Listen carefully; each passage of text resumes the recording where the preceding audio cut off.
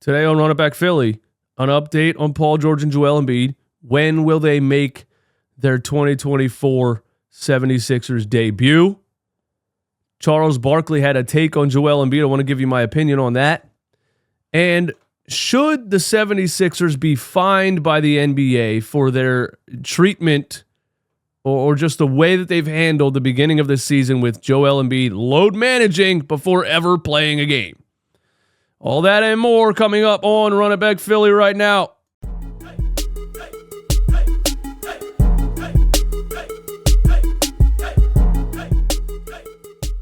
Run It Back Nation, what is good? Sixers sickos, thank you for being here. Give me 1,000 likes on this video. If we hit 1,000 likes on this video, I will do the craziest thing you guys put in the comments. Give me 1,000 likes, put something crazy in the comments, and I'll do it. Okay? Subscribe to the channel. We're approaching 25,000 subscribers. And this is brought to you by DraftKings Sportsbook. I used my $5 to get $200 in bonus bets on DraftKings, and here's what I put it on. I want to show you. Tonight against the Raptors, I feel like this is a pretty solid parlay right here. Little 3-leg parlay, nothing too crazy. Sixers cover the spread. Tyrese Maxey 31+ points because I think he's going to have a better shooting night tonight than he had last game. And with him being the go-to scorer, I mean, you know, what else is there? As far as creation, he should score 31+. Andre Drummond 15+ rebounds. That's what I put my $5 on to pay out $28 on DraftKings. New users get $200 in bonus bets when you bet just $5 using promo code RUNITBACK. Gambling problem, call 1-800-GAMBLER. Let's get into the business. Shams Charania yesterday. Paul George continues progressing well in his recovery from a left knee bone bruise and will not play during the team's 2-game road trip. Team will provide update on his availability early next week. So Joel Embiid and Paul George are both out for this 2-game road trip. So the first 3 games of the season, the 76ers will be without Paul George and Joel Embiid. Who could have seen this coming? Sixers fans who are used to stuff like this. Nothing ever happens the way it's supposed to. So Tyrese Maxey is leading the charge for the next 2 games. And we just got to deal with it. Luckily, it is the Toronto Raptors and the Detroit Pistons. Or the Toronto Raptors and the, who's on Sunday? The Pacers. We might split. Okay, we might split. Give me your thoughts in the comments on what do you think the Sixers will do in this little 2-game road trip? Will they split? Will they win both? Will they go 0-2 and start the season 0-3? I don't know. So when looking at, you know, when Joel Embiid and Paul George could probably start their season, I guess we're looking at Wednesday next week, Detroit at home in Philadelphia. Tobias Harris's return to the Wells Fargo Center. I guess that is when Joel Embiid and Paul George will start their season. If Joel Embiid starts his season at all. Stay tuned for probably another hot take at the end of this video on my thoughts on the Joel Embiid situation. Here's Keith Pompey with an update today. Joel Embiid and Paul George are here with the Sixers on their 2-game road trip. Yay! They're there. They went with. They got on the bus to go along on the field trip. I mean, I guess that's an update. Why wouldn't they be there? They don't have broken legs or anything. They should be there. So there's that. I don't really have anything more to say on that. This is interesting. Keith Pompey reports that Sixers forward Caleb Martin is listed as probable for tonight's game against the Toronto Raptors with a right calf contusion. So he's going to play. I mean, he's probable. But if Caleb Martin was out with a calf bruise, you know, that would just be one more thing on the plate of Sixers fans. I mean, you know, what more can you do here? What's going on here? The Sixers without Caleb Martin in the next 2 games, I would say chalk it up. But there's that. Now here's the take that Tim Bontemps had on Joel Embiid. Joel Embiid worked out in front of reporters on both Monday and Tuesday, and multiple sources continue to say Embiid looks good physically in workouts as he works his way back to game action. The plan from sources around both Embiid and Middleton is similar. Take the time now to make sure both players are feeling good and hope that translates into healthy play in the spring when both teams hope to make deep playoff runs. Take the time now to make sure both players are feeling good and hope that translates into healthy play in the spring when both teams hope to make deep playoff runs. I'm sorry. I'm having trouble even doing this show anymore because it just frustrates me so much, this Sixers team and the Joel Embiid situation. Because you need to build chemistry. You need to work out the kinks. You need to get these guys in basketball shape.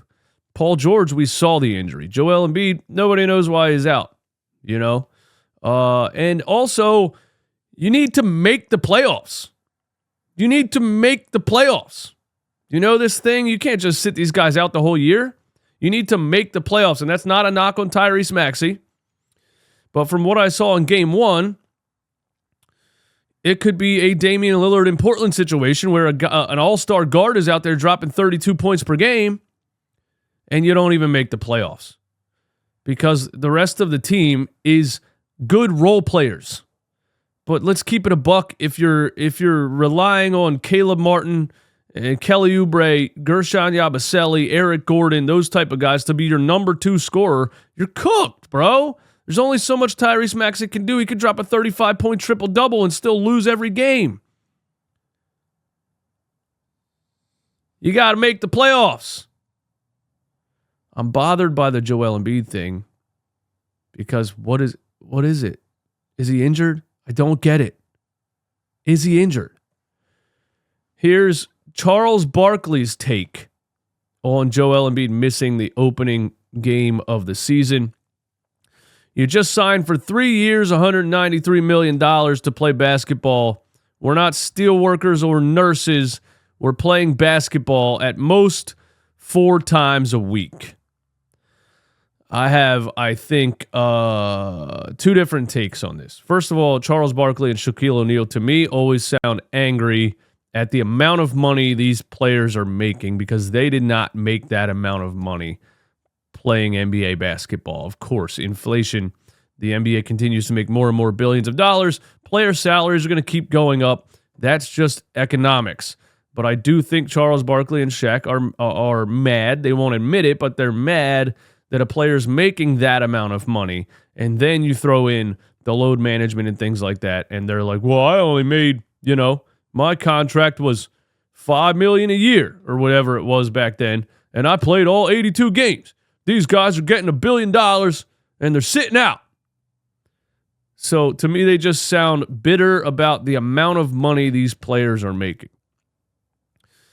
But I do understand their frustration with load management because it wasn't a thing back in the day. You played. If you were hurt, you didn't play. But I understand the frustration with healthy load management. I do understand that. And the Sixers came out and said, Joel Embiid's probably not going to play in any back-to-backs this season. That's fine. That's what load management is. We've accepted that. The missing the opening week of the season just doesn't really make much sense. And here is Shams, and I'm going to give my opinion on that again because we got to talk about, will the Sixers be fined by the NBA? Shams tweeted, 2 days ago, the story of the investigation into the Sixers and Joel Embiid's load management. He reported yesterday the NBA has officially started its investigation into the 76ers regarding player participation of Joel Embiid. And, here's what I want to say, man. My boy RB and Sean Bernard, and I wish I would have been on the show the other night. I was out with tiredness. I'll be ramping up. Don't worry. I'm ramping up to participate in the show next week. But I totally disagree with their takes on these topics. Because here's the thing, and RB knows this, and we're good friends, so don't act like sports has anything to do with it. We're allowed to disagree. But he said every other team has been allowed to load manage, but when the Sixers do it, it's a problem. And that's the take that a lot of people are having. And To me, that take doesn't make sense. Nobody's mad about load management. Nobody's mad if you play a game and then you say, we don't want him to play the next night because he's recovering from playing in the game last night. You want Joel Embiid to sit out back-to-backs, that's fine. That's what load management is. He just played 3 games in 5 nights. He has knee soreness. We're going to sit him out against the whoever tomorrow. That's what load management is. Not after an entire offseason, you're not playing the first week of the season. That's not load management, bro. You haven't played a game yet. How is that load management? You haven't played a game yet. I don't remember in my 27 plus years of watching NBA basketball, a healthy player sitting out the first week of the season for load management. That's not what load management is. The Clippers and Kawhi Leonard, every time he doesn't start a season, it's because they say he still has swelling in the knee. Unfortunately, we tried to get him ready to go, and he has knee swelling. He can't play. That's an injury. The Sixers have not said that. If they were smart, they would have at least said that.